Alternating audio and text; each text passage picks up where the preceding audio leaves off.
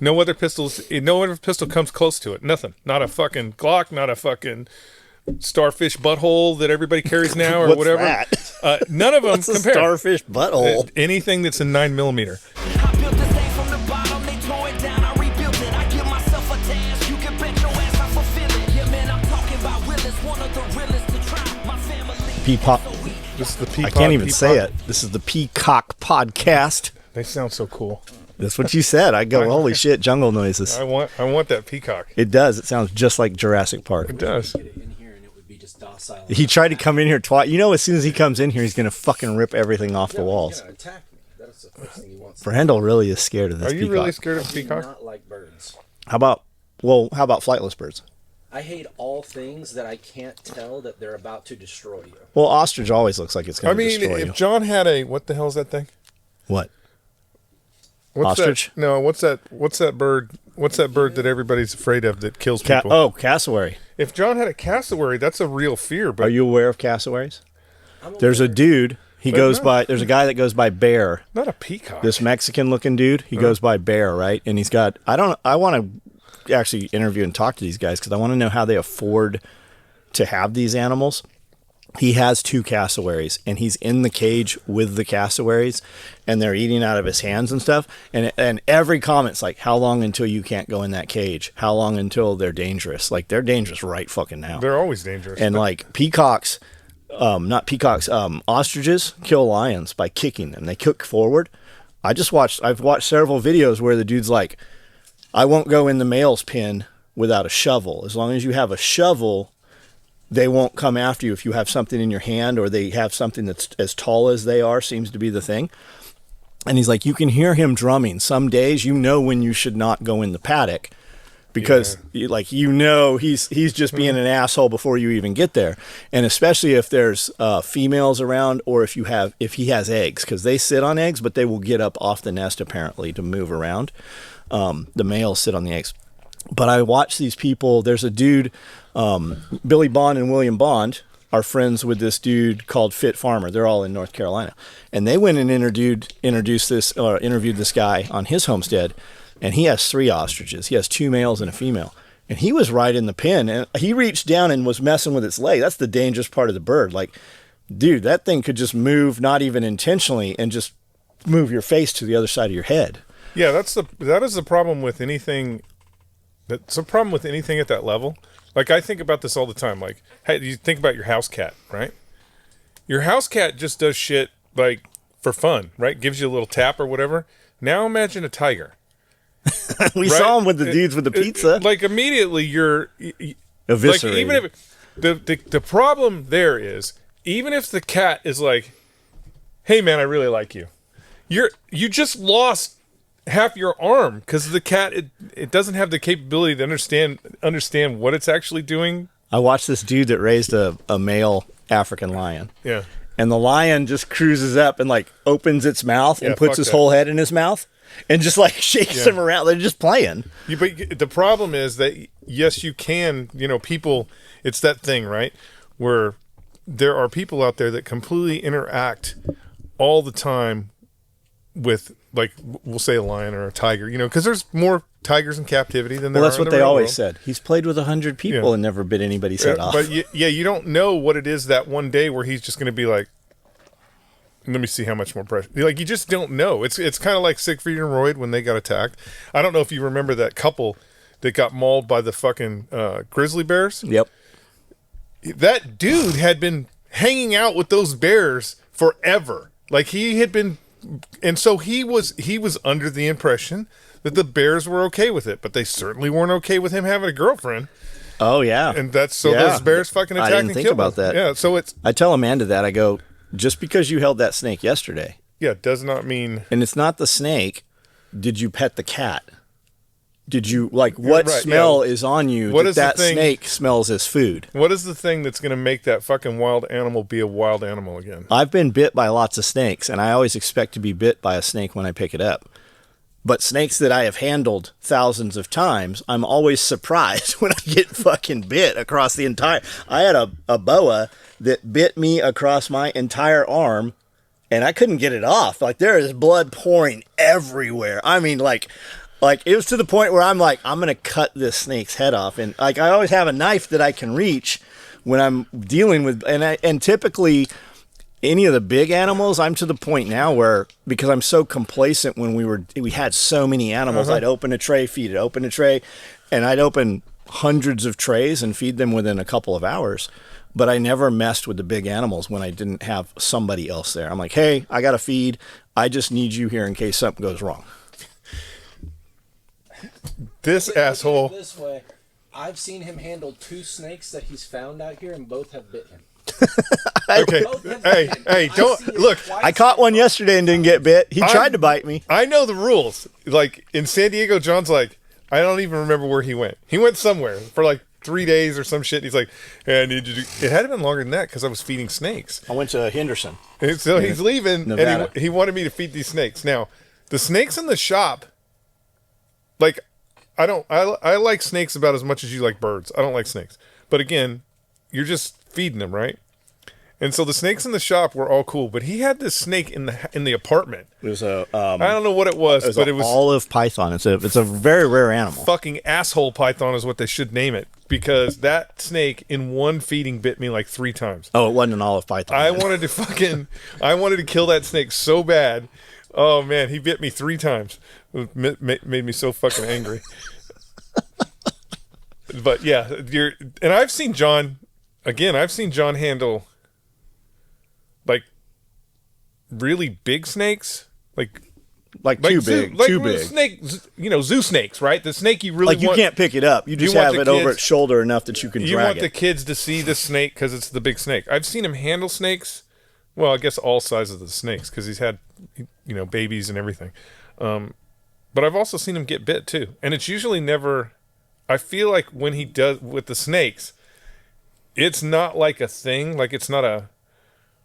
I mean, sometimes he is fucking around with food when they get, but a lot of times I thought it was just like the snake going, let me get some.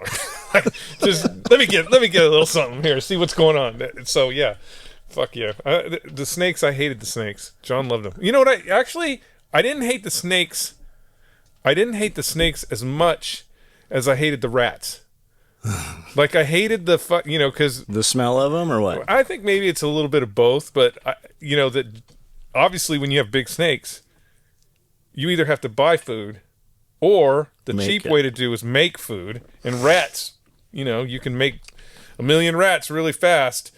I fucking hated those goddamn. Like I would rather be on the side of the trailer where there was. Are you talking about here in Tennessee? Yeah, 300 snakes. Oh, we had over 1,000 at one time. Yeah, I would rather be in the snake side than in the front where the rats were, because it's just, I was like, it's funny you say that. Like we were looking at buildings and stuff, like sheds and stuff, and I go, really, if you're going to do pythons, you need to breed rats. And she's like, I don't want rats. I go, the way to do it is just to have it in its own shed, not attached to anything. Yeah. Just have one room, a 10 by 10 or whatever. Have a mini split on there, have a backup mini split on there, and just have your freezer and your fridge inside there. And then, we went to the snake house the other day. Everything's there. All the infrastructure's still in place. Everything's still good. This motherfucker has been doing the thing that most people don't understand is, I'll bet John has like a close to a PhD level in snakes, because he's been doing it since. What was your first? You had to have been super young, but 3rd grade, 4th grade. When I went to his house to get something sewed, so he's still sewing in the garage. So this had to have been, God, I don't even want to date it, but a long time ago. 90s. I'm sitting in there waiting for he's sewing this thing, and this motherfucker up in the rafters goes. I'm like, oh, a rat. I'm like, what the? Those were not rats that got loose. Those were fucking like wharf rats. Those are like San Diego wild rats. Oh, this big ass fucking rat. He's like, I feed the snakes with him. Or I feed him to the snakes. Oh God, it was a huge rat too. I'd shoot him with BB guns and feed them to the animals. My favorite thing about this is last week or 2 weeks ago. 2 weeks ago. I still don't have any snakes. Hold on. Amanda looked at me and said, "Yeah, we're going to that reptile thing," and I was like, "Cool." She goes, "I'm gonna get a snake." And John turns around. I'm talking. I've never seen him like he has a bad knee sometimes. Not this time. Flipped around and goes, "Oh, we're not getting any damn snakes." And he walked straight into the kitchen. 24 hours later, got 2 snakes, and then, oh yeah, I've just been over at the snake trailer getting some stuff, and I'm like, oh, and where are you going this weekend? Dude, I'm about to be filming a storage shed out here the size of a Walmart full of snakes again and breeding rabbits and whatever else he's doing. And I have the biggest fear because John doesn't go in one, like, you'd think you could get 1 snake. No. Not happening. No. There's going to be 1 million snakes, and it'll be bigger than it ever was because he knows how to do it right, and he's going to do it right, and I'm pissed. No, you're not. You're about to be the snake motherfucking master. No, No, I'm not. You're gonna be charming cobras. I'm not getting. I have to be careful with that shit. Every time I joke about, we used to have the cops would come by to get gear at the old building all the time, and I'm like, hey, this back before we had the trailer. When I say snake house, guys, a dude we knew had a mobile home park in a beautiful area on the lake. He had like 5 of these things, and they're like. Picture a 1960s, 1970 mobile home. And I traded him $2,000 of nylon gear for this mobile home. And then I had to have somebody move it. It cost more to have it moved than it cost to, for the gear. But I bought a 76 foot. It's 76 by 16 feet.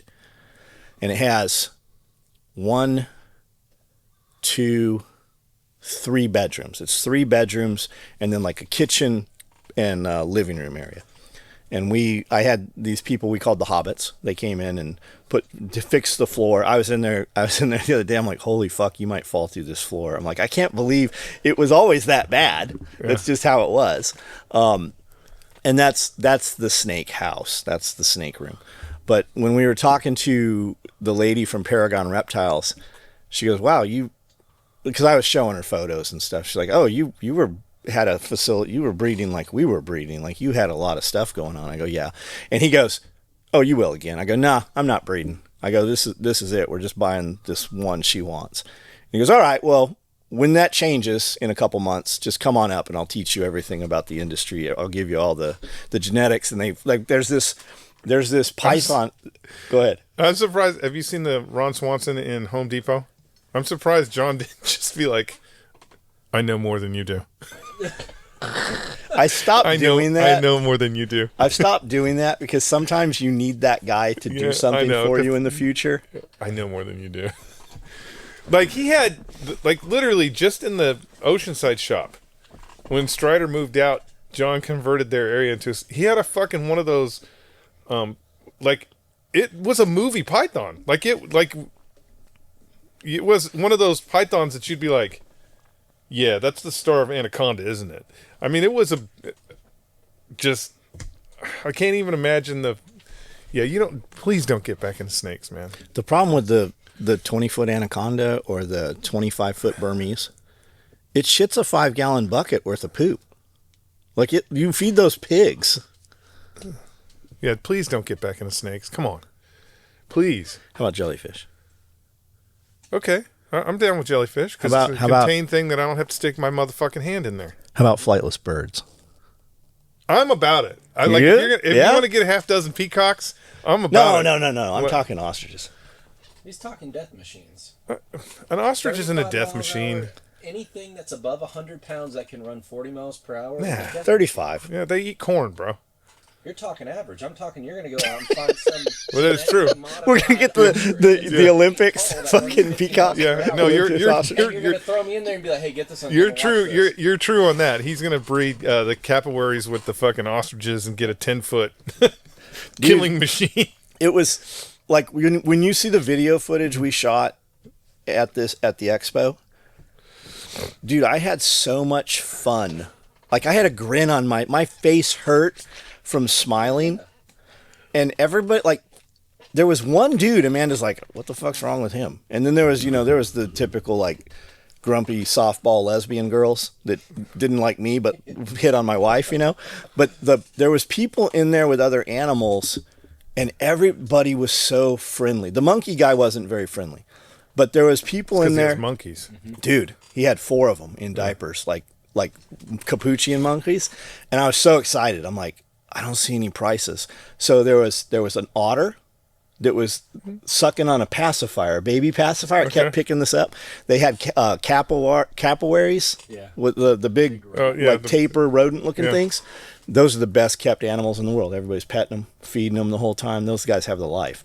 There was groundhogs, ground squirrels, prairie dogs. You know, Josh Rummerfeld had a Here prairie in dog. Tennessee? Yeah, in cages. They had these whole like 10 by 10 Tartar dog kennels set up, but nobody was selling the super cool shit. Like the otter couldn't buy it. The kangaroos weren't for sale. The monkeys. There's a line of people. I'm like, what's going on over here? So of course we got to see. You're paying $20 to hold these fucking things, pet them, and get your picture taken. And there was a line the whole time. Like, I think if you just took those things to the expo, it would pay for owning them. It would pay for the ownership. There's probably a lot of that. Yeah. But there was a dude in there that had a bunch of birds, and that dude was super friendly. Like, I'm like, have we met before? I'm like, hey, have we ever met before? He's like, no. I'm like, man, you're just like, you have treated me like I'm a long lost friend. Yeah. And everybody there was just so fucking happy. Whereas you go to gun shows and it's like the dick measuring contest, you know? Some people are happy to see you. Some people are snickering, talking shit. But the reptile thing, all the exotic animals, like everybody was friendly. I saw this kid and I go, I'll show you the picture. I go, can I take a picture of your shirt? It said ATF is gay, but it said it in Marpat. I'm like, oh, shit. Jeff's going to love this. I want that shirt. I go, bro, Hey, can I take a picture of your shirt? Take my money. And he's like, yeah. So I take a picture and he pulls it up. He goes, this is my company. I'm like, oh, awesome. Love it. I go, hit me up on private message, hit me up and I'll send you some of our, I forgot to send them. I got to send them out. I was supposed to send them Monday. And he did. Do you know how many people I tell that to? I'm like, hey, send me a DM and I'll send you some shit. 1 out of 100 even contacts back. And this kid's in Nashville. Cool. Super neat. No, I know what you're saying. The problem is John is going to get some fucking exotic that he's going to get some sort of exotic that he needs a PhD level person to actually manage and handle that thing, and then it's going to be some just dude who drove in here from Alaska that has got to go out there who's never seen an ostrich. And he's like, you want me to do what? I just assumed the death of me and him would come from a tree falling on one of us or like something like that. You've been there where the tree's almost fallen on us. Yeah. So like that. And you're it's watching usually from the bushes like, yeah, you guys got it. You got and it. it's usually the tree master. Yeah. I'm like, hey, which way is this tree going to fall? It's going to fall over here. I'm like, good, because over here's the fucking $4,000 finch you're about to take out. Oh, no, it's not going that way. So we just assume we're safe there. Where did the tree fall? Right on us. But I just assume you're supervising. You're always supervisor position, and I have to be in there into the field. That's because John, because it's that same thing. Like there could be like let's say the water main gets broken, right? And water and power guys are out here. Water and power guys are out here, and the water and power guys go, all right, this is what we're going to do. We're going to take this thing, and we're going to put it here, and we're going to connect this, and we're going to do this thing, right? And John's sitting in the skid steer. They're going to explain it to John, and then John immediately does this every time. He looks right at me and goes, is that going to work? Is that going to work? Because it usually doesn't work. The Like, dudes that show up. Is that what we need to do? Right? It's not on purpose. I don't want to be the construction foreman every time, but John immediately is going to go, get out of the way. Hey, is that how this is going to work? I get it. But Hey, let me back up for a second. Our power guys are fucking awesome. They're awesome. Water guys, they're awesome. All our utility dudes here, on point. Technically, that's why I used them, because they are awesome and they do know what they're doing. Like, oh god, but we've cut the gas line enough times that I can fix the gas line. Exactly. I know that if I call 888 dig or whatever, it takes them 2 weeks to get a person here. If I cut their gas line, they're here in 13 minutes. Hey, this is the crazy part. When we first started digging over here to put the water line in, the one time they marked it, John is like 888, calls him, it took them 2 weeks to come out to fucking mark the line. And so they spray painted. They marked the line where the gas line was. So they marked the line. When we got over here, the line was in the wrong spot. We cut the gas line again. After they marked it. After they marked it. They don't even know where their gas line is. I just know now that it'll be a reptile. But that was it was a gas, it was a water and gas guy that was like, That shouldn't have been he's like, it'll take 2 weeks to get us to come out and mark it. But if you cut the gas line, we'll be out here and But you also got immediately. Think, how well do you know John? And so It's cheaper for me to pay them $500 to come fix it than to wait the 2 weeks with the equipment sitting around. Yeah, you're better off. And the thing and like I always look at Jeff because Jeff, it's like yesterday, right? When we put the power poles up, we put up 3 30-foot phone poles. I'd seen some videos on it. I kind of knew how it was going to go. I assumed the guy that was coming out knew exactly how this was going to work. I don't know how he put his up, not the way we did. No. And then they measured, and his measurement was completely off, like by 20 inches. So we had 2 poles in line, and then we had another pole over here. And Jeff even said, he's like, he's going to cut those down as soon as you guys leave. There's no way that's going to fucking. You're going to come back out here, and those are going to be laying on the ground because he chainsawed them out of there. Like it's going to drive him nuts. So we better just fix them. My thought was how quick. Like, how quick is this shit going to grow? Because if it can grow quick enough, then it's not that he'll leave it, but It'll conceal it. Yeah, my assumption is there will be concealment in it, right? Yeah. But there's no way because I could already see him in the tractor going. Oh, when I stood back and I saw that one pole like this, I go. So yeah, no. I keep saying hemp. We planted hops. And what we've done is we've put up these 2 30-foot poles, and there's a braided, about half-inch wire cable running across them. Now, what you do is you take hemp rope, and you run those down from that cable 30 feet in the air, and you anchor them to the ground next to each plant. And the plant grows up around the rope, and it trellises up. And it makes this huge screen, basically, of hops. And it sounded like a good idea when I got this message from Kerry Brown, and he's like, hey, I've been talking to Tim Riley, and he thought you might want some hops. And if I'm like, okay, if Tim thinks I should do some hops, sounds good. If Tim's on board, do it.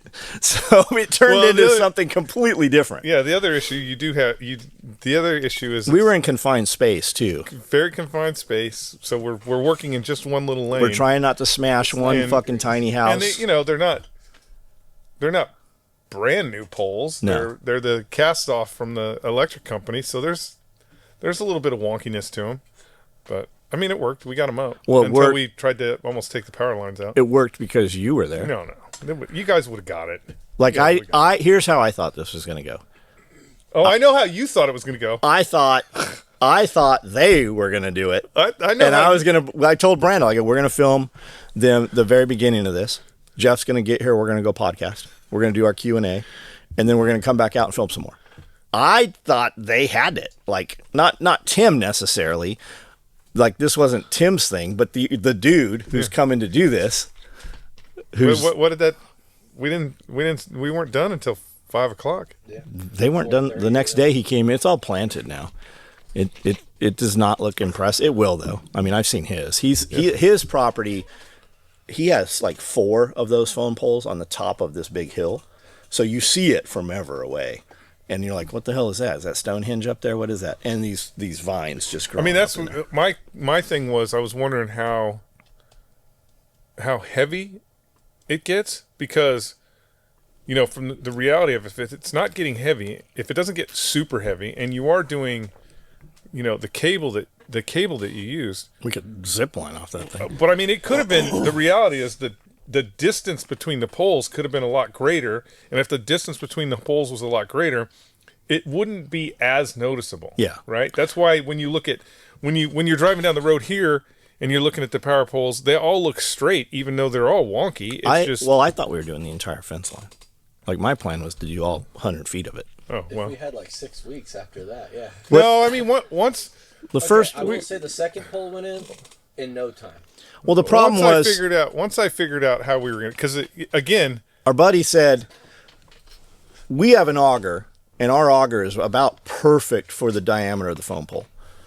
Our buddy watched some videos, and he's like, well, it tries to shift past, so if you put this like this 2x12 in here, it'll hit that and then kind of push against it.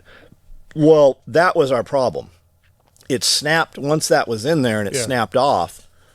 It took up the extra space of the hole, but that piece of wood got under there, and it was about 20 inches, so it wouldn't seat. So that's why we had to use a choker, snatch it back up, hope it didn't smash any of the buildings or the trailer or the car. that's right, ladies, you heard it. We used a choker.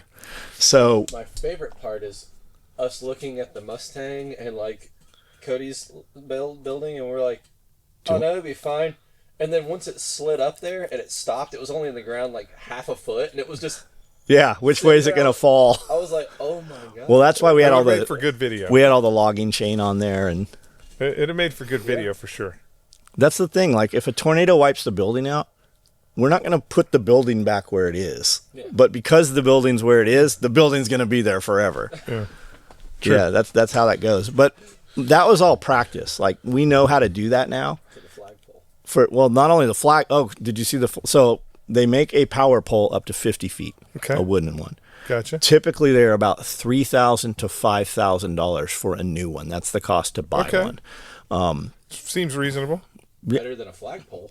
I never was cognizant of what the cost is, but every time you drive past a wooden power pole, $5,000. That's about what that costs. It's interesting you say You can that. get a metal one for about the same price. It's interesting you say that because I believe, that makes total sense in the sense that I believe that I remember somebody talking about a quote on a power pole. Like if you're because people always wonder if you have this huge property, why are the houses so close to the road? It's because of the cost of the absolutely. extending the power and the line. more expensive part Yeah. is the copper, is the metal. If I remember right, the quote was like $10,000, so which makes sense. And you can bury it, and that costs even more. Yeah. Yeah. But that's all practice right there. Now we know how to do it. And when we have to put up the high fencing for the ostriches, there's nothing that can get smashed next to it. Like When you say high fencing for the ostriches, I've seen the ostrich places in Texas, and they don't use high fence. correct. Yeah. I watched some ostrich. They were keeping them in with pallets. But I wonder if you have to. I wonder if Tennessee you have to have high fence because. And the only reason why I say that is because we have there's high fence next to Loretta. There's high fence, But they don't have ostriches. on but the 13. They're doing that to keep deer out of there because they have really expensive deer inside.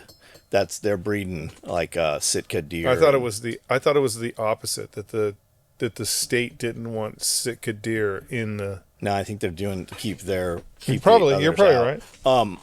So I talked to a lady that breeds all kinds of stuff, and she said that you need higher fences for emus than you do ostriches. The ostriches can jump 4 to 5 feet, but she said you can totally do it with 5 foot. I have 4 foot fencing. She said, yeah, you'd probably want 5 foot, but you want 6 feet for emus. Where would you put the ostriches? Everywhere. When there's not fruit on those trees, they might pull the trees out. I don't know. I pictured putting them out front here. Or ostriches? And then I picture me holding a cup of like corn, and because they're easy to move, they'll follow you just like the sheep, and then put it out back. Are ostriches like turkeys? Meaning what? Do they want to sleep in a tree? No, ostriches, they can't. They can't get up in it. They're hundreds of pounds. Well, I'm assuming a fucking They're 9 feet ostrich tall. could jump. Yeah, but I'm assuming it could jump 4 feet. He'll like where he lives. He's not Okay, gonna jump. all right. I don't know. I just don't know. I think- that's why I say John is. He picks that thing and then he becomes the fucking PhD expert. I on think it, you put a 'cause I'll collar. ask I think you put a questions. collar on him. You know, Where? just move him like a leash. Where, John?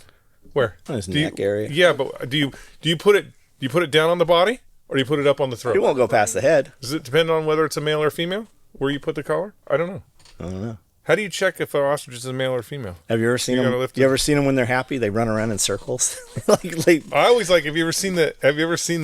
It's again in Texas because it's long fences in Texas. Have you ever seen the ostrich where they they run next to the We're cars? running next to the cars. There's and shit? one. There's one out by Brandel that does that. Yeah, that's cool. I don't. You know what I think? And this is just. I don't think you need ostriches. You need to go with something else because the ostrich needs. The whole point of an ostrich is to be able to run. Leopards. Find something I'm not afraid of. You're afraid What? of your Come shadow. I'm not afraid of humans. We can't. John's not going to have a fucking gas station rotisserie out there with fucking With corn dogs. with a corn dog on it that's been on there since the '80s and shit. And I could just see you should do that because I could just see the nostalgic, like his eyes welling up with just the nostalgia of him looking at that thing. Dude, one of my friends sent him a rotisserie, like an actual restaurant I've got fucking an corn dog. I guarantee Roller on you. my counter. I guarantee you that there's a fucking like a chalupa on there right now. Just No, Just my spinning. friend owns a restaurant and he gives me boxes and cases of tornadoes. What are That's all those? I eat. Those gas station rollers, like the steak and the chicken. there's no. There's no. If your steak or friend owns a chicken. restaurant, why don't you just get steaks from him? Because they don't fit on a roller. You have like circus concession stand food at your house? That's all I I eat guarantee he does. every day. You know what Hannah would probably like? Get her one of those conic candy machines. Cotton She candy. eats steak and like potatoes and normal vegetables all day. Who does? Hannah, that's all She doesn't eat eats. potatoes. Yeah, she does. She doesn't look like she eats potatoes. She likes potatoes. Okay, all right. But When you say know. wait, see here's the thing that I need to see, or that I need to know. When you say that she eats steak and potatoes all day, when I hear steak, I think of something that is on the grill or maybe in a pan. You're talking about something that is on a roller all day, right? for me, yeah. For her, By no, steak and she- potatoes, he means hot dogs and tater tots. Yeah, that's what I'm saying. The hot dogs and tater tots. She right? don't eat that shit. No, she doesn't. What never mind. We could. Oh God, you're such a.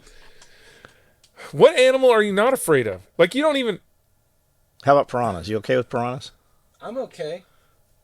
Not With- with piranha. With koi? Look at no with piranhas. I'm okay with fish, just regular fish. Would you put your finger in my fish tanks out there? No, Why? I don't want to be bit by. They don't.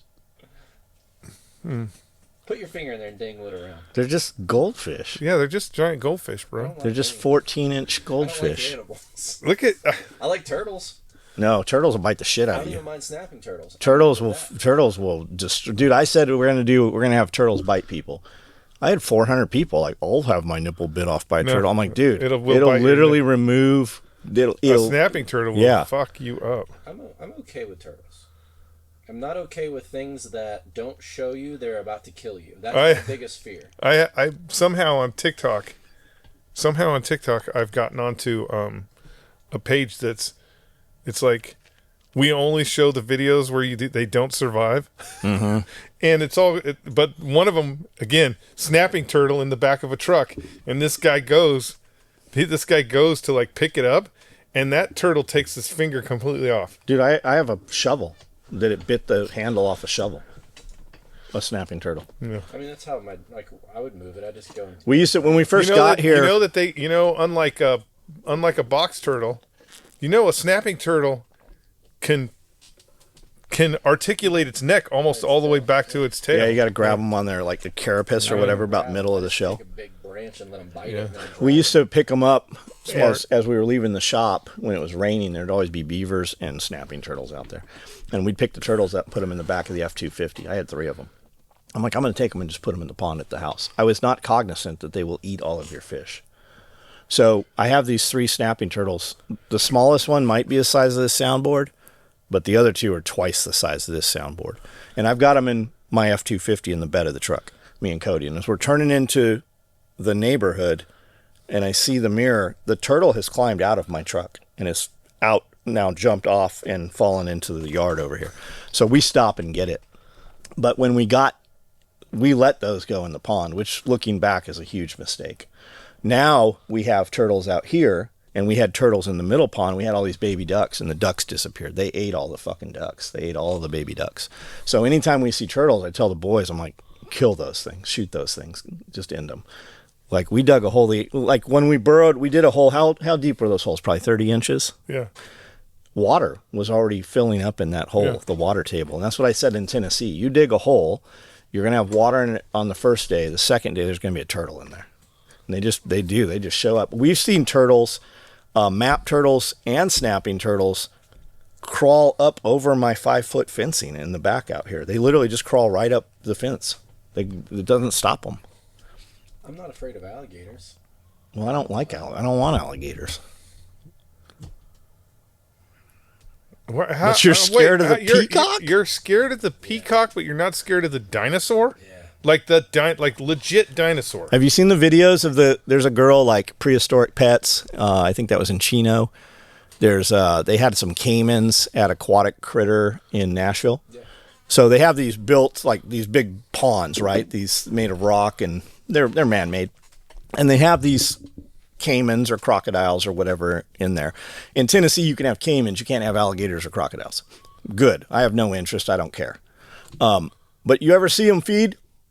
And it gets a hold of the girl's hand and immediately starts rolling and twists her in there and tries to drown. It's trying to rip her arm off. That's what alligators do. Yeah.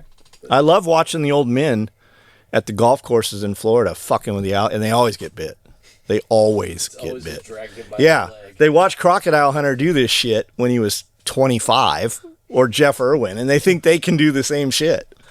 They get messed up all the time. Speaking of venomous animals, I know I mentioned that earlier. I don't have any poisonous animals. Never have. Never have. Not in. I had rattlesnakes in. What are you missing?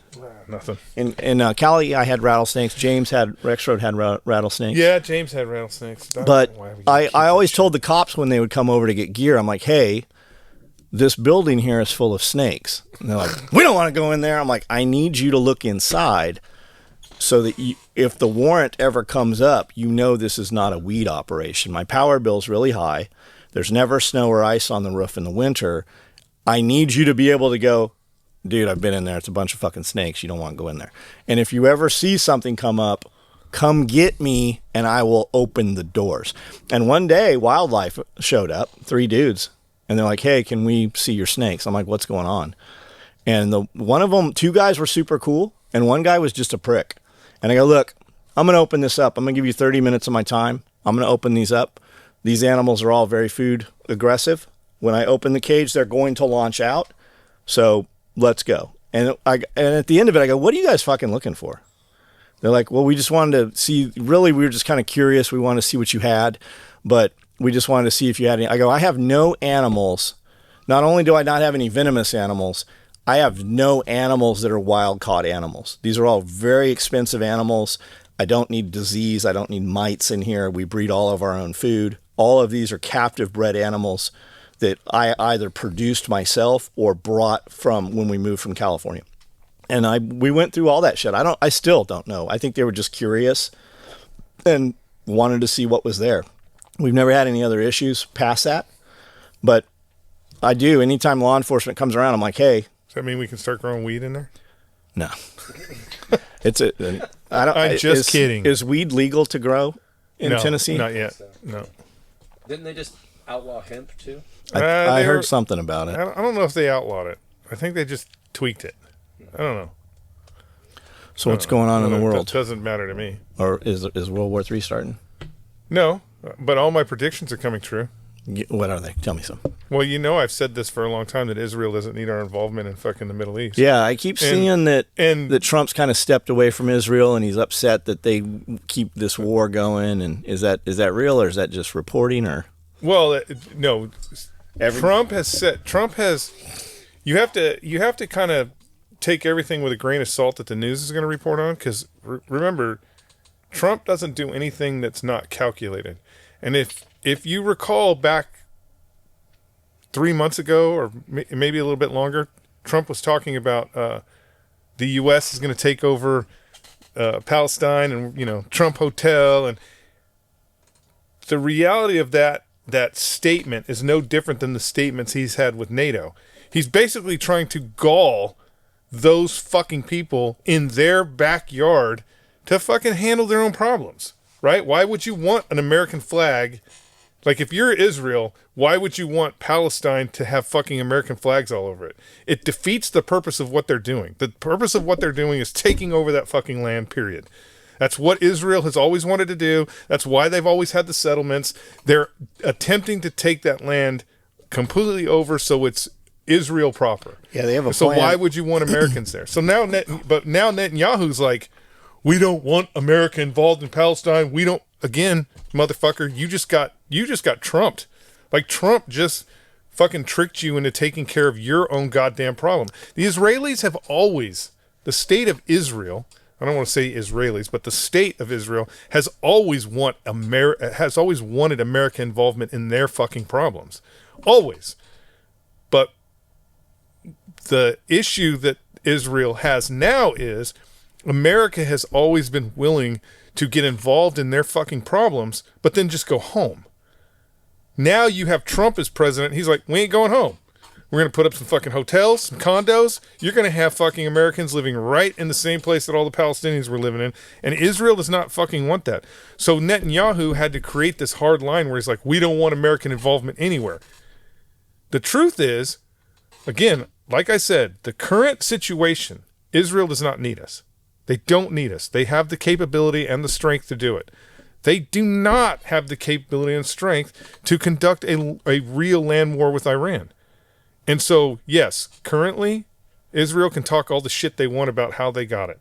But if Israeli soldiers go into Iran and start getting killed in numbers, Netanyahu's career is over. Well, I think Netanyahu's career was almost over anyways. Yeah, almost. Like, they were starting to have riots and uprising, Yeah. and then that whole paraglider thing happened. Yeah. And there's a lot of speculation. They knew that was coming. They allowed that to happen. Even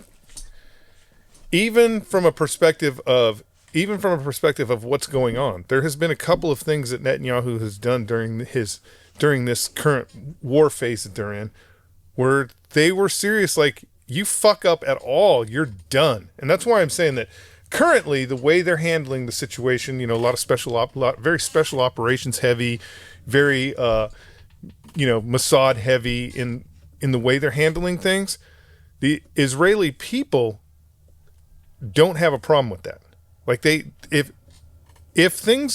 Israeli people never have a problem with when things are going well. Sure. But the minute things start going bad in a Israeli specific war, the minute things start going bad, the Israeli people they are very quick to be like, fire that motherfucker, get rid of that motherfucker. Why are we fighting wherever we're fighting at, right? Because, again, even if you look at the current situation is because of what the terrorists in Palestine did on October 7th. Israeli forces had to move into Palestine. Okay? Well, now they're in Lebanon. Now they're fighting Iran. Like, this thing has escalated past the bounds of what that initial thing was. Now, you could say it's everybody else's fault, but again, the comparison, when you compare the casualties, compare the casualties to what happened to Israel to what happened to Palestine, what's happening in Lebanon and what's happening in Iran, they don't compare. No, nowhere near. So nowhere near. So again, if the lines hold and Donald Trump rhetoric forces Netanyahu and the government of Israel to fucking maintain their own goddamn backyard, just fucking maintain their own shit. It would be like if the United States was like, hey, Israel, Canada's being real mean to us. Will you fucking come help me? That's exactly what's going on. And so Trump's rhetoric has forced Israel, or more importantly, not Israel, Netanyahu's government, to recognize that they have to take control of their own shit. And that's what he's talking about. While it sounds from the political stage that Israel's like, fuck you, America, we don't need you. That's not what they're saying. He has to say that. He has to say that to save face when he's doing 100% what Trump had told him to do. Handle your own shit. It's no different than NATO. It's why you have all these European countries talking shit about fucking President Trump, But what's Germany doing? Increasing its defense budget. What's England doing? Increasing their defense. They're all doing exactly what he said, but they have to do it in a manner that makes them look, we're better than Trump. We're tough guys because we're going to fuck you, Trump. We're going to raise our military spending by 50%. It's exactly what he wanted you to do in the first place, bitches. You're doing what he wants. So it's interesting from a perspective of if the line stays stable. But if Israel gets itself into a protracted engagement with Iran, I don't know that Iran could actually muster the necessary forces to fight even Israel right now. But if there is this patriotic effort in Iran to fight Israel, meaning Israel steps foot in fucking Iran, Israel doesn't have the capability to do that. They don't have the capability, like, they're very, very good. Mossad is very, very good at doing Mossad shit. Israeli Special Forces is very, very good at doing Israeli Special Forces shit. Their army is real good. Like, they have a pretty decent army, but people forget that 90% of their army is reserves. It's weekend warriors. And when Special Forces guys get killed, they have a memorial, they raise a flag. When regular, or I shouldn't say regular troops, but when you have National Guard guys getting killed, that's a dude who worked in the Xerox copy place. And now everyone in that building is aware that somebody just got killed. And if you've got 5 guys that get killed, and Israel's not good at absorbing it's that. not compartmentalized. Yeah, they're not good. Have you seen the map of Greater Israel? What, like, supposedly Israel's wish list of connected territory is? They want to take over Lebanon. They want to have Iran. They want to expand. Yeah. Yeah. Again, it's no different than, this is a.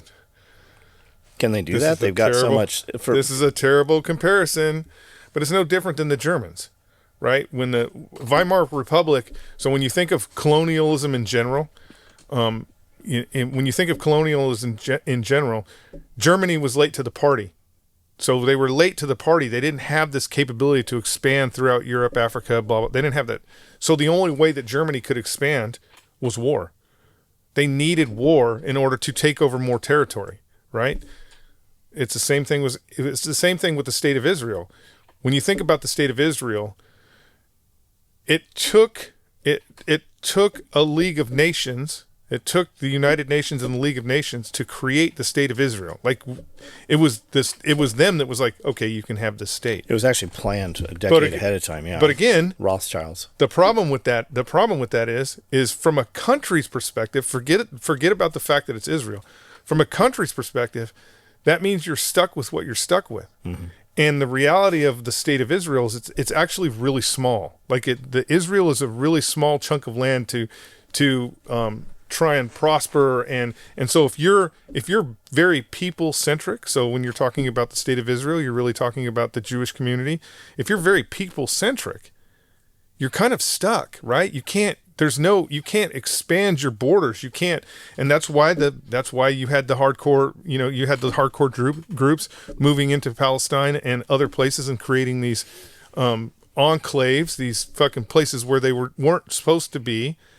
Right? Legally, they weren't supposed to be, but Netanyahu was allowing those places to be built. Isn't less than 10% of Israel Jewish? It's a much smaller number than you think. I don't think so. Like, from the Jews in Israel, from their perspective, it would seem as though they're surrounded by enemies even in their own country. It can't be that. It can't. Those numbers can't be. Aren't there? I thought there's like way more Muslims in Israel. Well, there are a lot of other nationality and ethnic groups that live in Israel, but from a perspective of, it's like, it would be like me and you. How do you compare it? It would be like me and you living in Mexico. Like, we can live in Mexico, but you can't own anything. We're not part of the government. We're not. Yeah, we're. I mean, you have to. Like, the reality is, even for the people. Well, you saw how that went for the Mormons living in Mexico. Yeah, even for the people that really, really want to live in Israel, there are a lot of hoops that you have to jump through to become an Israeli citizen. It's not, you don't take a little fucking test. You gotta, you have to learn, I want to say Yiddish, guys. I'm terrible. It's not Yiddish, but you have to learn the language. You have to learn you have to basically become a you basically have to understand everything there is about being a Jew without being a Jew, right? Yes. Are there Muslim soldiers within the IDF? Of course there are, but they're not really Muslim soldiers in the IDF. They're not allowed to practice the same thing. They have to follow all the rules of of that government. So it's a little bit different. But again, we'll go back to that. They don't have the capability for expansion. So if your population, if you're a country, a burgeoning country like Israel, because even the reality is end of World War II. That's not a long time ago. I know it seems like it, but you're only talking about 2 generations. So as your population grows, people want to spread out. People want more territory. The only way Israel can get territory is through war. That's it. So what about the Afrikaners? Have you seen all this? We just brought 50 or something like that. Yeah. And you know what's different? Now, I saw somebody saying, you notice the difference between all these people that came across the south border and all of these people. These people are all holding children. There's women and men, and these are families, right? So the media, the mainstream media is very against these fucking African families coming over here. Of course, because they're gonna fall right in and be productive members of society and pay taxes, and of course they're upset about it. It's funny now. It's funny with them, just with them. Now Democrats are about the border. Now Democrats are about who can come in the country and who can't. So again, the Democratic Party and the news industry in general is it's Wasn't there a war called evil. the Boer War? Yeah, Boer War. Yeah. What does Boer mean? What is that? I don't remember what the terminology is, but basically you had was it Zulu tribes that they came in and they basically kind of ruled over with an iron fist? Isn't that how that worked? The Boer War was after that, and basically what happened is you had it would have been similar to what happened here in America. So you have British forces in South Africa, controlling South Africa like a colony, right? So it was a colony of which was Britain. Rhodesia. No, it would have been South Africa. Okay, it would have been South Africa, and I don't know because Rhodesia is a post Boer War, so I don't know what the borderlines look like in 40 or in 18, whenever this war was. Mozambique. Yes, I don't know what the borders looked like back then when the Boer War happened, but it would be similar to what happened here in the United States. Basically, you had generational, we'll say Europeans. So Europeans that came to Africa and have lived in Africa, had children. Those children grew up, and now third generation people that have lived in Africa. So me as an Afrikaan at that time period, I wouldn't consider myself a British subject. I would consider myself a fucking African, because my parents, I don't know anything else, right? I've never been to England. And so they were the farmers there. Yeah, they said that those white farmers produce 90% of the fucking food that is fed to the entire country. Yes. That's what they took and they killed some of them, and then they also took a lot of their land away and gave it back to the indigenous people. But they didn't produce anything on it. Yeah, they basically, when they get rid of their farmers, they tend to starve all the people there. But so what you had during the Boer War, you had these Europeans, like I don't want to call them Europeans because you're not if you've been born and raised there. So these white settlers who were in South Africa that no longer wanted to operate under British rule. And so all that Boer War was the British enforcing their will upon South Africa. And so those were really the people that were fighting, right? They were really fighting no different than when we had our little tea party. They were fighting their own people, right? Somewhat their own people. But again, it's generational, right? When we colonized the moon, right? It doesn't matter who, China, Russia, when the moon gets colonized, there's going to be a point. There's going to be a point in our history where the people of the moon no longer want to affiliate themselves with some, if they're always, it'll be different. If you have a moon station where it's just about liberty, like let's say, like Antarctica's supposed to be. Yeah, let's say it's China. Everybody gets along there. Let's say it's the United States. The difference is this: no one in Antarctica, and this is the biggest difference between everywhere else in the world. When you put a station on Antarctica, right? If Americans, Russia, China, it doesn't matter. You need the support of your home country to survive. I promise you, if those people, the Chinese, Russians, and Americans, and we all built bases in Antarctica, and they could grow their own food, they can create their own industries, they could survive without anything coming from the rest of the world, there would have already been an Antarctica rebellion. There would have already been everybody would have got together and they'd have been like, why the fuck are we paying them taxes? Why are we giving our money to this continent that doesn't have anything to do? There would have already been an Antarctica rebellion. Same thing will happen on the moon. Same thing will happen on Mars. Like when Elon Musk's kids are running fucking Mars, eventually they're going to be like, we don't need, well, it just depends. We don't need you anymore. That will only work is if they can survive without us. Their own goods, but if we have to keep sending water ships to fucking Mars so they can have drinking water, then there will be a slim sense of loyalty to the to the I heard continent. that you always hear about like the two astronauts stranded on the space station, right? I heard there's other people there with them. It's not the United States space station. It's the international. Yeah, they weren't there alone. No, they weren't there alone. There was when they rescued them, you saw a third fucking person that was there. They're there with the Russians. The Russians are usually, I think, again, don't hate me if I'm wrong, but the Russians and the Americans are the ones that are like permanent personnel on the space station, meaning we are always there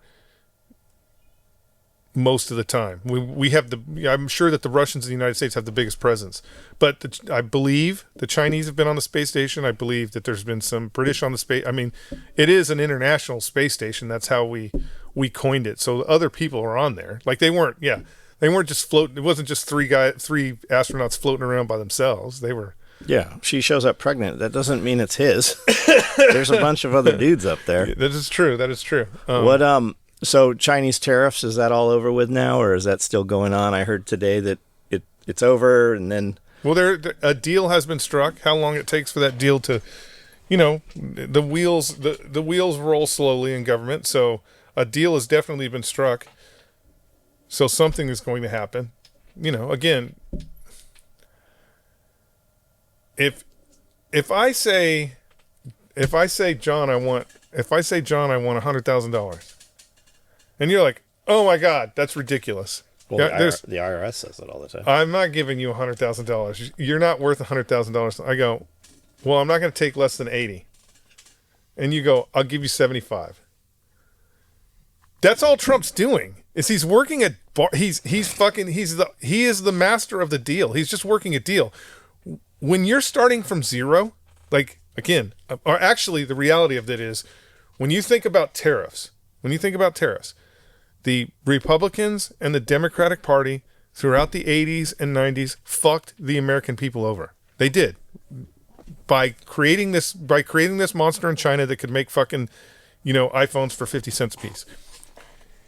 And when you think about the tariffs, if you're China and I want to negotiate with you about tariffs, Trump's not even like, he's not trying to get anything.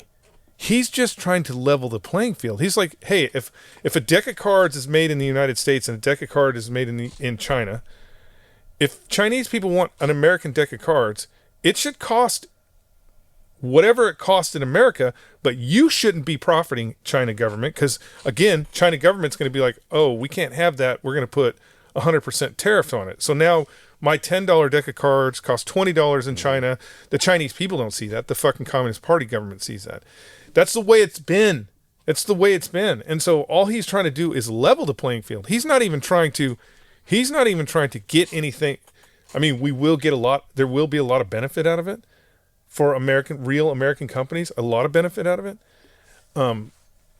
Like if you want to start up a denim company in the United States, this is the time to do it, because Chinese people are going to want to buy American denim, not Chinese denim. I'm telling you. Origin has done that. Or boots or shoes or Origin, hats or whatever. Origin. You want to do that. So again, we're starting from a negative. Like we started the art of negotiation here. People don't understand. We started from a negative.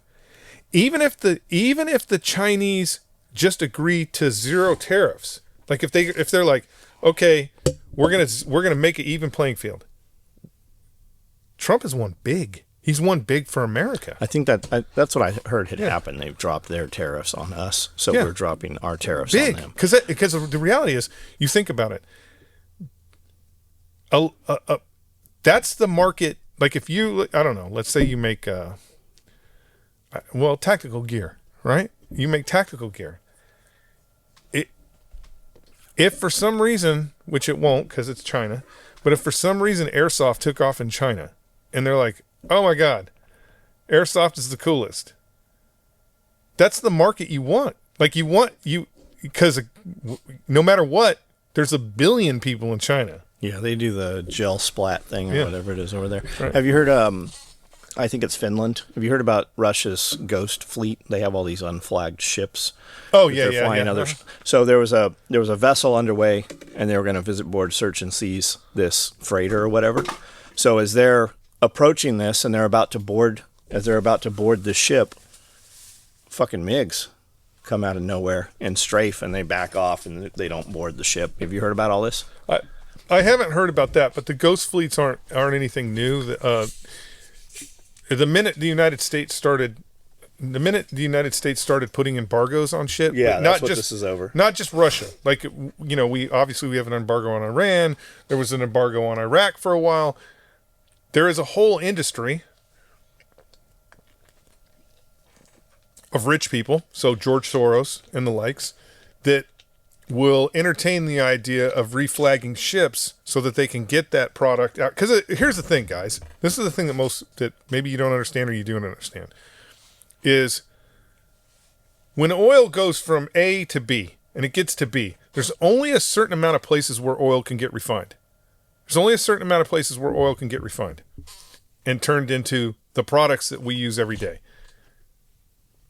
The minute that ship docks, it doesn't matter if it has a Portugal flag on it, a fucking American flag on it. It doesn't matter. The minute that ship docks and they start pumping that oil, they know exactly where it came from. They know exactly where it came from. There's no doubt. There's no, like, every bit of oil from around the world has a fucking signature on it. Yeah, that's how nuclear material is. That has a signature on it. So the minute it docks, so when people are like, oh, it's a ghost fleet and we don't, they're trying to subvert. We know exactly what they're doing. We know exactly what they're doing. They know what they're doing. For whatever reason, I don't know if it's to try and trick the general public. Well, so how much of that do you think, like, if you look at current events in politics, right? Is that not just to appease us so that we don't turn against our own fucking overlords? Isn't that really what a lot of it's about? A lot of it's just theatrics. Yeah, there is bullshit. There's it's a lot to appease us and keep us watching the soap opera rather than pulling the tyrant from the castle who's taking 65% of your income. There is a lot of theatrics involved. But you have to be very careful. You have to be very careful. Like, I'll give you a couple examples. Like, I'll say England. England right now is walking a fine line. They're walking a very fine line by trying to keep the left in power. They're walking this fine line by trying to keep the left in power. And unfortunately, when you are doing everything in your power to stay in power, you do all the things that eventually the people go, holy shit, you're just a fucking tyrant. And then they go completely, like, you're better off. The reality is, how many people in England are from England? you're better off. The reality is, as a government entity, so whether, it doesn't matter where it is, America, England, you're better off attempting to keep the permanent government in the middle. You're better off trying to steer that ship from the middle than from one side or the other, because no matter what, whether you're right or you're left, eventually you're going to turn into tyrants, and the other side is going to do what it can through revolution to win back the day, right? It's always better to steer the ship from the middle, because again, you can have extreme left, you can have extreme right, and the extreme left can hate the extreme right, and the extreme, they can hate each other back and forth. And if you're in the middle, yeah, you're going to get hit by a rock every now and then. But for the most part, these guys are going to keep fighting each other, and they're never going to look at where the ship is going. They just look at what's going on down here. And so you're always better off doing that. And unfortunately for Europe, they're not doing that. They're just trying to stay in power through tricks, through fucking laws. And eventually what's going to happen is you're going to, I wouldn't be surprised if we saw a fucking Germany, if we saw a Germany in a couple years that, not a couple years, probably 5 or 6 years, that looked very reminiscent of a 1930s Germany. And instead of them rounding up, again, they're just going to look at everybody on the left and consider them undesirables again. I think the same thing may happen in England. A lot of people think that Germany actually won the war, and the history has just been rewritten. No, they didn't win that war. They lost that war. Here's the thing. Nobody in Europe, because again, a lot of things happen. A lot of decisions are made in a vacuum of your own personal world. Meaning, for example, when we think about World War I, World War I was the most heinous war that we'd ever fought up until that point, because we were able to industrialize warfare, which we were never able to do before. We really industrialized warfare and killed generations of individuals. That war only started because Germany, the only reason why that war started is because Germany was like, hey, here is a reason for us to be able to expand our territory. We can expand our territory and grab more land in defense of, the Romanov Empire, not the Romanov Empire, I can't even think of the name of the king that was killed. But that's all it was. And initially they were able to do that. But then You're not talking about Ferdinand or whatever. Yeah, Archduke Ferdinand. That's all that was. It wasn't to support Archduke Ferdinand. They didn't give two shits about them. All they cared about was, this is an opportunity for us to expand Germany and make Germany bigger. If we can, a lot of times that's all it is. It's if I can take over. It would be like if you decided that you needed more land and you're like, okay. So I was just thinking about, we're landlocked. We can fight to the bridge. We can fight to the bridge. Let's say you fight to the bridge, right? You fight to the bridge and you're able to take the bridge. Now Big Daddy's is yours. When you attack to the bridge, nothing happened. Like, right. Your guys all made it to the other side. So in your head, you're going to be like, what if we cross the bridge? Take Waverly. And yeah, now you're in New Johnsonville. Okay, you're in New Johnsonville, and still not a lot has happened. But when you go to leave New Johnsonville, a real army meets you, and now you're deadlocked. Now, this is what you want. What you hope is you can fight me, you can fight Waverly, the city of Waverly, until I don't want to fight anymore. Like, I'm like, fuck it, I don't want to fight anymore. This is how they used to do it. I don't want to fight anymore, and you're like, you know what, we don't want to fight anymore. How about we do this? How about we do this? I'll give you, now think about what I'm telling you. I'll give you all the land that I took in New Johnsonville. I will secede all this land. I will move all the way back to the other side of the bridge. So you can have everything on the bridge side. And I'm just gonna move to the other side of the bridge. Now, hundreds of thousands of people could have died. Millions of people could have died. Starved, killed, all this. you still got big daddies, right? Your country still got big daddies. But what nobody is thinking about, what nobody's paying attention to, is Waverly just got New Johnsonville. Right? Waverly just got New Johnsonville. New Johnsonville doesn't exist as its own government anymore because they were all wiped out. Right? So I just acquired that so land. now they own the power plant. And The United States, I want you to think about this. A lot of people don't understand this. The United States was the first country in the world, that gave that shit back. We were the first country in the world that was like, you can have your shit back. We're going back to America. We were the first ones to do it. No one else would do that. Like if Germany, let's just say that the United States and England had were unable to unseat Germany from Europe. We just couldn't.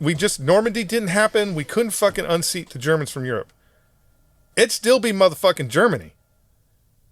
Like, it would still be Germany. The Germans, there would have never been a point where the Germans would have been like, you know what'd be cool?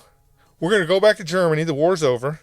And we're going to give France back to the Parisians, French people. No, it'd still be fucking Germany. Only the United States does that. And we don't always do it. Like, we don't always do it. When we wrestled the Philippines from Spain, we didn't really give it back. I mean, we were like, hey, Philippines, you can have your own government, you can do your own thing. But we still had Subic Bay there for a fucking 100 years. What's that island where they're all the B2s and shit were at? Diego Garcia. Diego Garcia. Do you know there was indigenous people in Diego Garcia? Maybe. There was a group of people there that lived there, and they actually got a pretty fucked up deal. Like, if you ever listen to that stuff, there's a dude, I can't stand him because he's such a liberal little twat. The smaller your population is, the more likely you're gonna get stomped. You're stomped. That's fucking completely stomped. There's a dude named Simon, does like 10 different YouTube channels. Bald dude, glasses, British accent, great narrator. Weaves a great story, and I watched his thing on Diego Garcia and how completely fucked these people were. Over you do not want to be in the way of the United States. You don't want to be in a strategic asset location, and that's all Diego Garcia is, a strategic asset location. Because again, we moved everything maritime. They basically rounded up. There was 200 people. Right. Rounded them up, put them in fucking like dog kennel cages, like fucking some crazy shit. Years. You want to see the same thing? Just look at the Bikini Atolls before we started dropping bombs. And even worse for them. I would say that even worse for the indigenous people of the Bikini Atolls is we moved them. We're like, okay, we're going to put you over here on this other island. Downwind. They put them on this other island, kind of downwind, kind of too close. I don't think. Because again, you have to understand that in the 50s, every bomb we dropped was an experiment. They didn't really know what was going to happen. They're just like, let's see what's going to happen. And so, they didn't realize they were too close and downwind. But then they literally just scraped some topsoil and were like, hey, you guys can move back in. We met a man at Starbucks in Carlsbad. I think Mike Bottoms and I was there. I think you've seen him before too. And he was an old dude, and he was on the deck of the ship when they would watch those explosions. And you'd see him, and he'd have just bandages on his ear. And then a couple months later, this ear was gone. And then he'd have wounds on his head. And we got to talking to him, and he said that, we used to stand and watch these explosions. Yep. And it's skin cancer, and they just keep removing pieces off of me and removing pieces and removing pieces. The thing that he probably doesn't really remember, depending on what kind of sailor he was, I don't know. But, again, because we didn't really have an understanding. We like when people say trust the science, in 1950 they trusted the science, and they really had no fucking clue what they were doing. When they, when you see the bombs go off at Bikini Atoll and the ships, you see the ships go up in the air and then they come down and shit. Well, all those ships were completely outfitted. They had fuel in them, they had water in them, they had planes on them, they had bombs on them. They were completely outfitted because the Navy wanted to see what would happen if a carrier fleet got nuked. What would survive, what would not survive. A lot of ships went down. a lot of ships didn't go down. A lot of ships stayed afloat. That week, there were sailors on those ship with scrub brushes scrubbing those ships down, getting them ready for the next test. So, I had a high school buddy, David Eaton, a fucking great guy. His dad was Sergeant Major in the Marine Corps, and he would talk about 1st Marine Division. So when he was a Sergeant Major, 1st Marine Division, again, this is back in the 50s, they would load everybody up at Camp Pendleton on the 5 tons. They would drive them out to fucking Nevada, and the Marines would get in trenches. They would get in trenches at the appropriate distance and fucking wait for the bomb to go off. The bomb would go off, and then they would have a formation. They would march those motherfuckers out there and be like, hey, check out what the bomb did. And then they would march back. His dad, for the longest time, used to say, his dad, for the longest time, used to say, it's all that radiation that's kept me alive for so long, right? Mm-hmm. So it's just, that stuff is very interesting when you think about what, you can inherently think that the government is evil, but when you're talking about a piece of technology like that, it's mostly they had no fucking clue. It's like, again, I know you've searched for them a little bit.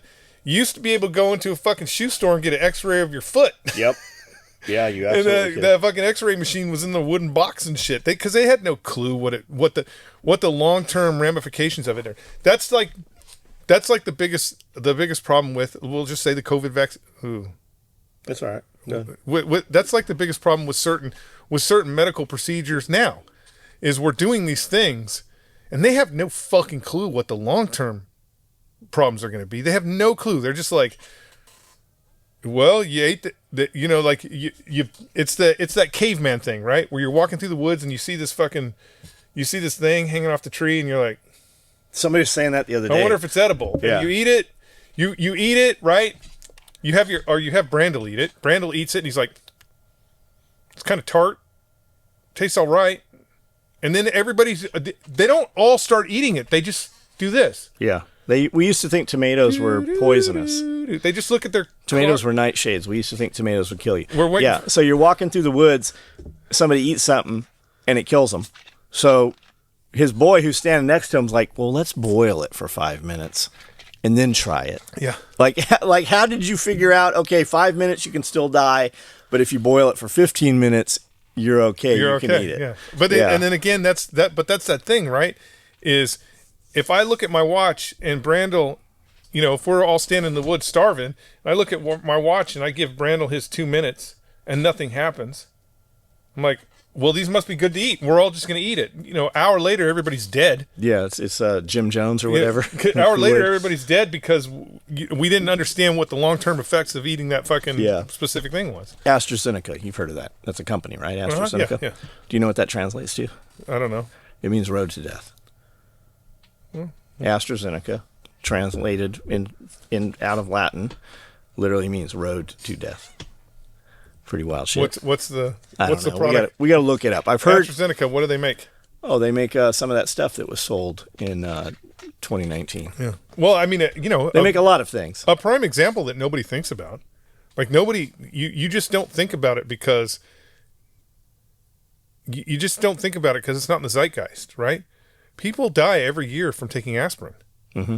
Every year somebody dies from taking. There's a number one leading cause of death is actually, I think it's a doctor malpractice, surgical. Oh yeah, mistakes. that's the number. Yeah. But again, and I know it's gonna be like no fentanyl, but no, it is. It's actually the numbers are in there.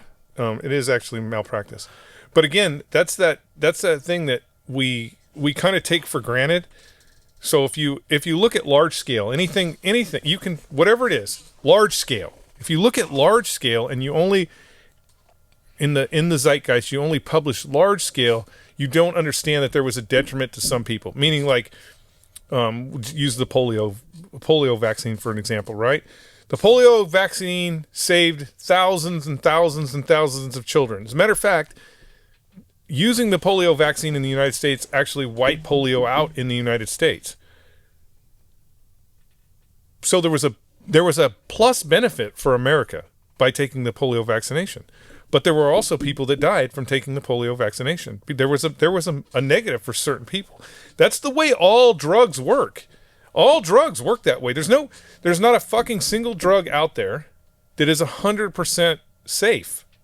There's, we're all different people, genetic makeup, blah, blah, blah, that somebody is allergic to fucking whatever and their throat's going to swell up and they're going to die.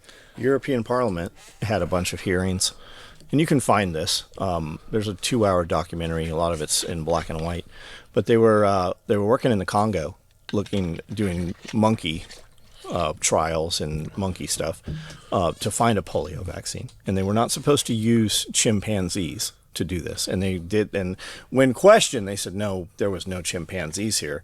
When they went to the hospitals that were in the Congo, which are still standing, the buildings are there, they found a man, and when they started talking to these people who were living in this area, he said, yes, I was the monkey. I handled the monkeys. Yes, we had chimpanzees. And they said, well, this says there's no chimpanzees. He produced footage. He had like reel-to-reel tape of them walking with chimpanzees. These are the cages. This is where we kept them. Here's the chimpanzees. And they were using lung tissue from the chimpanzees. And they were supposed to only be using like rhesus monkeys or some other kind of monkey. And it is said that crossover, when they started using that tissue to make the vaccine, is where AIDS actually came from. If you look up, if you search, just look up like where did AIDS, it gets harder and harder to find this. When I watched it the first time, I had put it up on Facebook. I'm like, this is very interesting. You guys should watch this. A couple years later, somebody commented on that thread, and I got a notification, said, hey, this is a dead link. When I went looking for it, it was much more difficult to find it. I will say this. So you have to understand that for almost everything, when you're talking about scientific, in the scientific world, there are a lot of things that are not world ending. A lot of things that are just, when we'll just talk about, like, I don't know, a vaccine could be world ending, but there's a lot of things that we do from a scientific level every day that's not world ending. But there is a lot of things that the scientific community does every single day that could possibly end the entire world. Like, they're creating experiments right now that could completely end the world. That's where these earthquakes in Tennessee are coming from, what they're doing in Oak Ridge. And there's always a percentage. There's always a percentage where me, as a scientist, I'm like, okay, if this works, power for everyone. Yeah, if it doesn't when work, they dropped the first nuclear atomic bomb, like, they didn't know you if think it was going to about, light the atmosphere on fire. You think about the smartest people in the world, and that's kind of where I was going with the nuclear test. You had the smartest people in the United States working on that. Smartest people. And there was a percentage of them that thought, if we do this, if we let this off, it's gonna catch the atmosphere on fire and it's gonna kill everybody on the planet. So smartest people in the world. Let's try it. Someone thought that it would end the world, and they still did it. They still did it. Like, we could not. There was a possibility that the whole world died in 1940, whatever year they tested that first atomic bomb. Right? When they went from atomic bombs to hydrogen bombs. Again, kind of the same thing.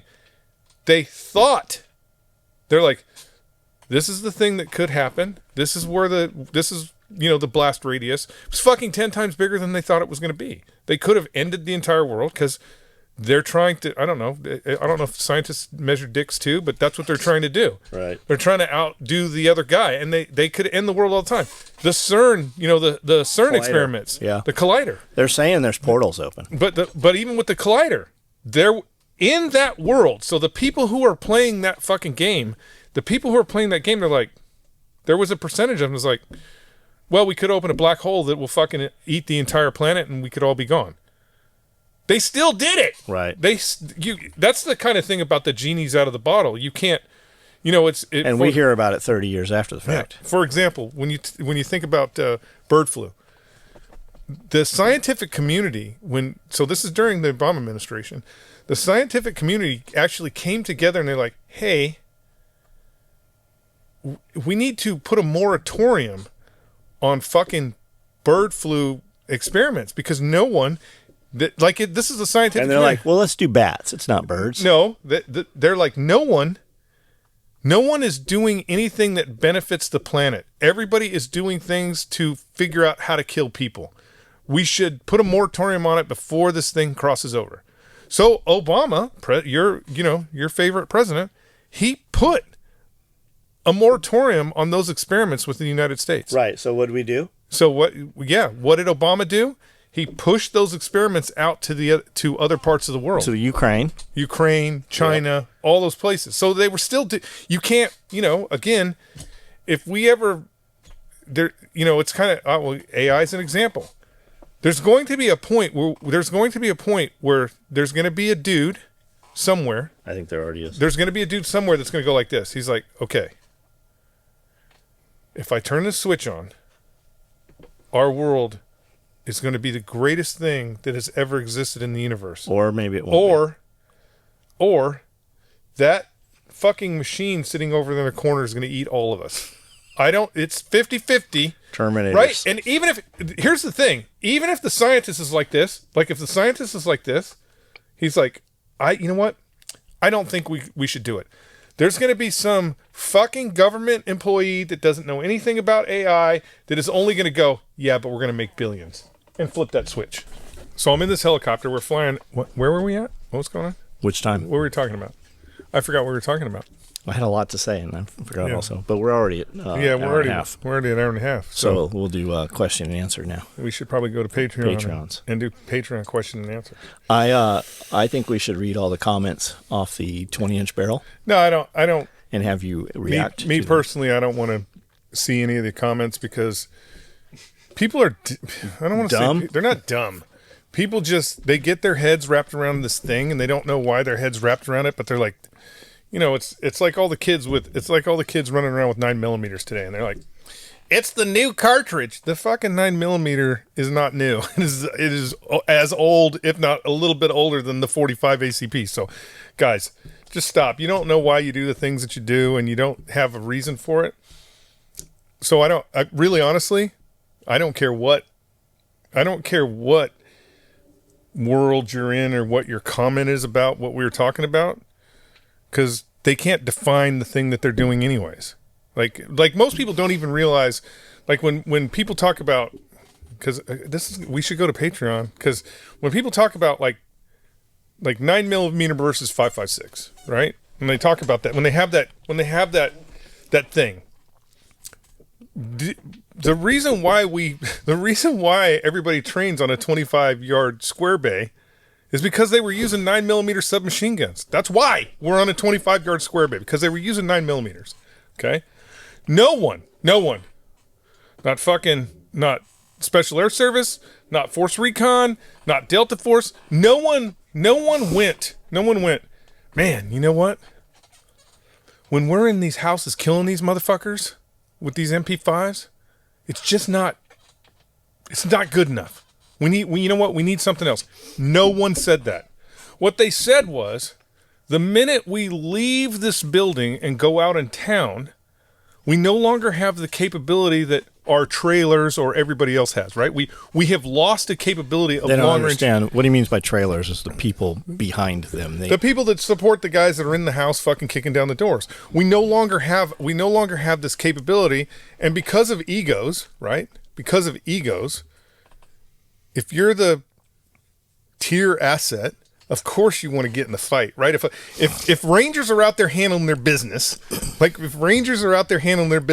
the fucking machine gun going, they're firing their M4s and shit, shooting law. If the Rangers are handling their business, the Delta guys still want to go, can I come over and shoot? I want to shoot. They still want to do that. They also don't want to be standing there with 9mm. Right. They don't want to be standing there with 9mm. But again, really, that's totally a factor of your training. That's totally a factor of your training and your idea of that weapon system. Frontline troops used submachine guns all throughout World War II and still were very capable with those guns. Are you better off outside? Are you better outside in the real world with an M16 with a 5.56 type of firearm? Of course you are. I'd still like to see forensic reports of people shot with 9mm out of, I don't know, say a 10-inch barrel versus a 5.56 out of a 10-inch barrel.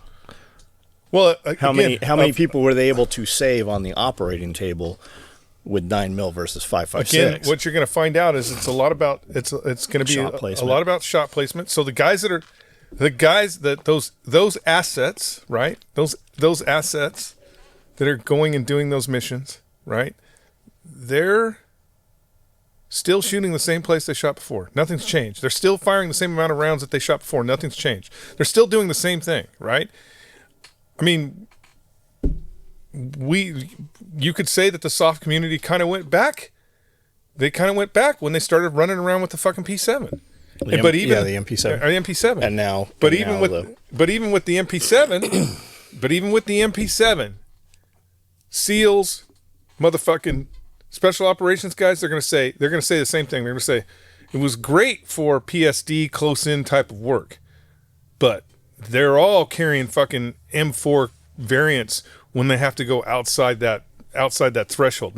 There's nobody that's like, it'd be really cool if I'm running around Afghanistan with an MP7. They're not. Do their caddies just hand them? Do they hand their MP7s when they leave the breach point? Well, and just hand them an M4. The truth is, or do you just have your breacher carry a bunch of extra M4 so when you come through the wall? The truth is that a lot of people don't know. There's a element within Special Operations Command. There's like this. There's a tier level where you think that the bullets come in the magazines. Like there's a tier level where you think you get issued loaded mags. Yeah, you just start. Hey, I can just throw that on the ground because the new mag is going to have bullets already in it. And when it's really a dude from the 82nd Airborne in the back of a fucking hot ass U-Haul van going click, click, click.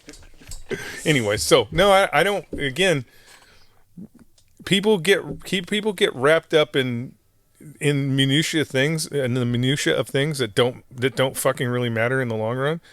What I said stands. Because again, I could use a 308. I could take a 308 and turn it into a fucking 10-inch CQB death dealer. None of those 5.56 guys are going to be like, "That's a good idea. That's a good idea." Because the 308 is going to have all the worst problems that a fucking 5.56 gun's going to have. A lot of flame, a lot of wasted powder.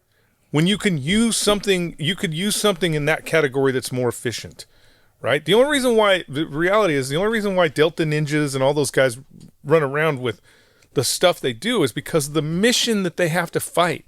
Like the mission requirements. That's the real reason they carry everything they carry. It's because of mission requirements. When you're some dude in your house, you don't have none of those fucking mission requirements. You don't have any of that. There's none of that. You don't have the support. You don't have the mission requirements. You don't have none of that. So the reality is, if you want to put a fucking, an 1800s cannon at the end of your hallway, fill it with fucking silverware, and shoot the first person who comes through the door, it's not really efficient. But again, you don't have a requirement. Your requirement is to defend your cat. So again, people tend to get wrapped around things that, one, they have no idea what they're really talking about, and two, they're stuck in some sort of dogma. Kind of like, I have a dogma. My dogma is 1911s. The 1911 is the greatest pistol that ever fucking walked this earth. No other pistol comes close to it. Nothing. Not a fucking Glock, not a fucking starfish butthole that everybody carries now or What's whatever. That? None of them What's compare. A starfish butthole? Anything that's in 9mm. So starfish butthole? Again, people have the dogmas. Like, so you got to get that tattoo.